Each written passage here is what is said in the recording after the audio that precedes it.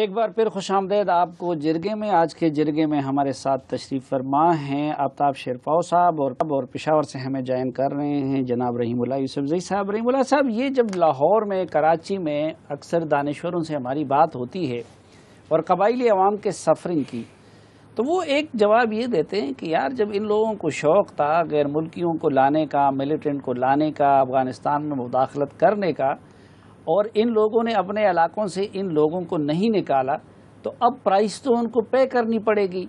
یعنی خود انہوں نے اس کو بویا ہے تو اب تو اس کو کاٹنا پڑے گا.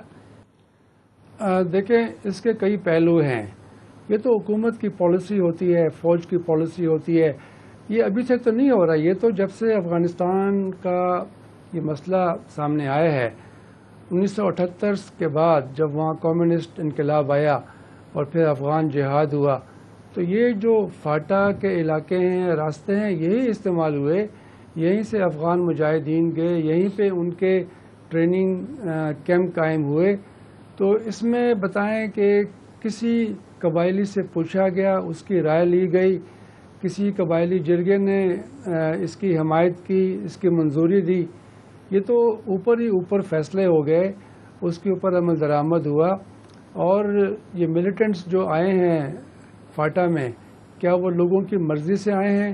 میرا مطلب اکثریت سے ہے، میرا مطلب عام قبائلیوں سے ہے، حتیٰ کہ میرا مطلب قبائلی جرگے سے بھی ہے. کسی نے ان کو وہاں پہ نہیں بلایا، دعوت نہیں دی، ان کو پناہ اس طرح نہیں دی. وہ تو جو وہاں پہ جو مسلح لوگ ہیں، جو بڑے مضبوط گروپ ہیں، انہوں نے پناہ دی ہے. تو آپ بتائیں کہ اگر وہاں قبائلی عوام کی مرضی ہوتی تو کیا اس طرح کے لوگ وہاں پہ آتے، جس سے قبائلی عوام کی مشکلات میں اضافہ ہوتا، جس کی وجہ سے وہاں ڈرون حملے ہوتے، جس کی وجہ سے وہاں پہ اتنی بڑی بڑی فوجی کارروائیاں ہوتی کہ لوگوں کی ساری املاک ضائع ہو جاتی، لوگ اپنے گھروں سے بے گھر ہوتے. آپ بتائیں، یہ اکثر ہم ذکر کرتے ہیں کہ جی اتنی امداد دیں گے قبائلی عوام کو جو بے گھر ہوئے.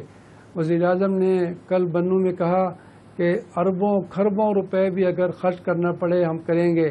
لیکن یہ جو ہم دیکھتے ہیں کہ وہ قبائلی عوام جو بڑے باعزت تھے، بڑے غیرت مند تھے، وہ جب قطاروں میں کھڑے ہوتے ہیں، ان کی پگڑیاں دیکھیں، ان کے سفید بال دیکھیں، داڑیاں دیکھیں، بچوں کو دیکھیں، یہ کتنا ایک پینفل، ایک افسوسناک ایک منظر ہے کہ ایسے لوگ ابھی لائن میں کھڑے ہو کے دھوپ میں گھنٹوں اپنی باری کا انتظار کر رہے ہیں تاکہ انہیں کچھ ملے. یہ تو میرے خیال میں ایسا بالکل نہیں ہونا چاہیے تھا. تو میں سمجھتا ہوں کہ ان کو جو سزا مل رہی ہے، یہ پاکستان کی حکومت کی پالیسیوں کی سزا ہے، جو بجائے حکومت کے ان عوام کو مل رہی ہے. اور ان عوام کا اس میں کوئی قصور نہیں ہے. میں سمجھتا ہوں کہ یہ عوام سے ہمیں معافی مانگنی چاہیے اور ان کی جو مشکلات ہیں اس کا ازالہ کرنا چاہیے. ان کو باعزت واپس اپنے گھروں میں بھیجنا چاہیے، اور جتنی جلدی یہ ممکن ہو اتنا بہتر ہوگا. شیرپاؤ صاحب، افغانستان کو ہم سے معافی مانگنی چاہیے یا ہمیں افغانوں سے مانگنی چاہیے؟ افغانستانی میڈیا میں دیکھتا ہوں تو وہ کہتے ہیں کہ جو کچھ اس وقت افغانستان میں ہو رہا ہے بیکاز آف پاکستان ہے.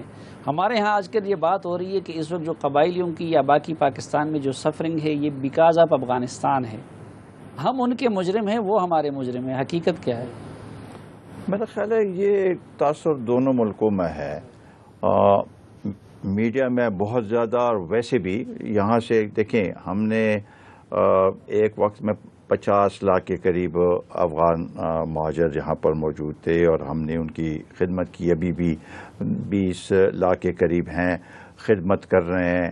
ایسے کوئی واقعہ نہیں آیا یہاں پر جہاں پر لوکلز اور افغان کے درمیان کوئی فساد ہوا ہو، جھگڑا ہوا ہو. لیکن یہاں سے جتنے پشتون بھی گئے ہیں اور زیادہ تر پشتون تھے، ان میں بھی ابھی نیگیٹیوٹی ہے وہاں پر. تو کہ وجوہات آپ ماضی میں جائیں تو بہت سے وہ چیزیں سامنے آتی ہیں.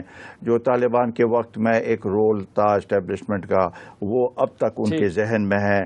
یہاں پر بعض اوقات جو بات چیت ہوتی ہے اور ایک یہ وقت چونکہ ہمارا ختم ہو رہے، مختصر مجھے بتائیے کہ آئی ڈی پیز کے سلسلے میں وفاقی حکومت سے کیا غلطی ہو رہی ہے، صوبائی حکومت سے کیا غلطی ہو رہی ہے، اور آپ کیا سجیسٹ کرتے ہیں کیا ہونا چاہیے؟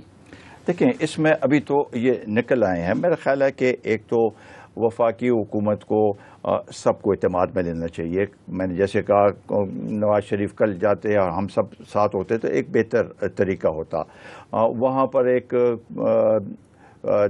آل پارٹیز کانفرنس آج چیف منسٹر بلائی، یہ اگر گورنر بلاتے تو ہم سب جاتے، کیونکہ وہاں پر فیڈرل گورنمنٹ اور صوبائی حکومت دونوں ہوتے اور یہ مل کے انہوں نے جوائنٹلی اس کو لے کے جانا ہے. میرا خیال ہے اس وقت ایک تو سیاست نہیں ہونی چاہیے. یہ جو کچھ ہو رہا ہے ملک میں، چاہے طاہر القادری صاحب ہیں ان کو حق ہے، اس میں کوئی شک نہیں، لیکن یہ موضوع وقت نہیں ہے ان کو یا عمران خان کو جو جس طریقے سے وہ کر رہے ہیں.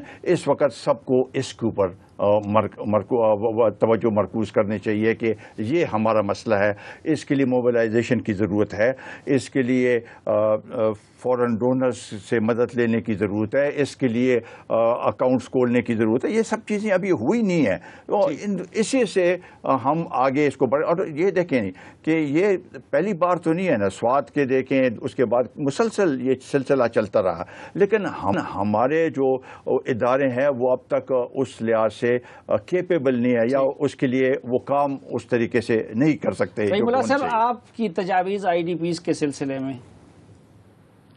دیکھیں، پہلی بات تو یہ ہے کہ یہ جو ہمارے تقریباً 85,000 پاکستانی شمالی وزیرستان سے افغانستان گئے ہیں، یہ UNHCR کی فگرز ہیں کل تک.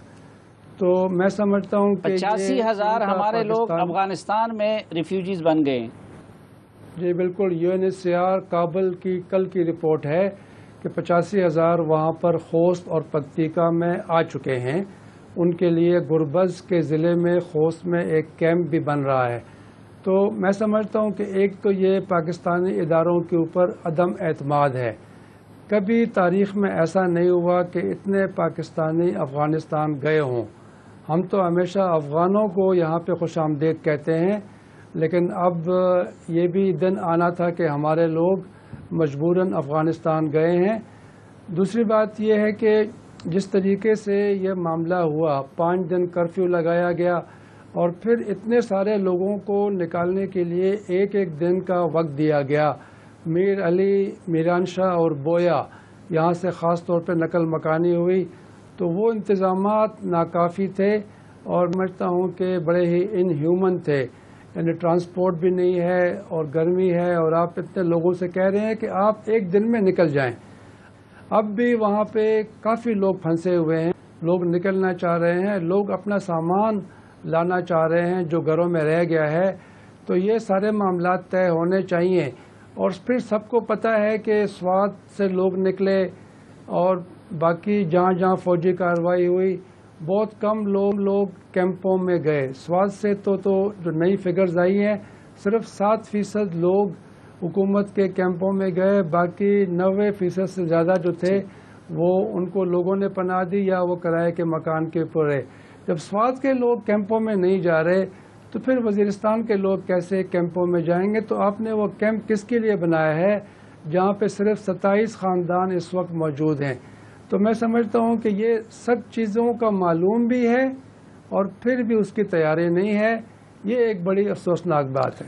بہت شکریہ رحیم اللہ یوسفزئی صاحب اور آفتاب احمد خان شیرپاؤ صاحب ہمیں وقت دینے اور ہم سے بات کرنے کا. ناظرین، رحیم اللہ یوسفزئی صاحب بتا رہے تھے کہ UNHCR کے اعداد و شمار کے مطابق 85,000 پاکستانی افغانستان ہجرت کر گئے ہیں. ایسا بھی وقت آنا تھا کہ پاکستانی افغانستان ہجرت کرنے پہ مجبور ہیں. ذرا سوچئے اور مجھے دیجیے اجازت. اللہ حافظ.